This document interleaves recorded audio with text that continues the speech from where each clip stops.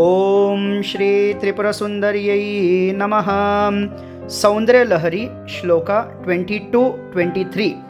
भवानी त्वं दासे मयि वितरदृष्टिं सकरुणाम् इति स्तोतुं वाञ्छन् कथयति भवानी त्वमिति यः तदैव त्वं तस्मै दिशसि निज सायुज्य पदवीं मुकुन्द ब्रह्मेन्द्र स्फुटमकुटनीराजितपदां त्वया हृत्वा वामं वपुरपरितृप्तेन मनसा शरीरार्धं शम्भोरपरमपि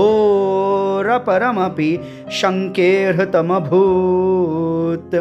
यदेतत्त्वद्रूपं सकलमरुणाभं त्रिनयनं कुचाभ्यामानम्रं कुटिलशशिचूडालमकुटम्।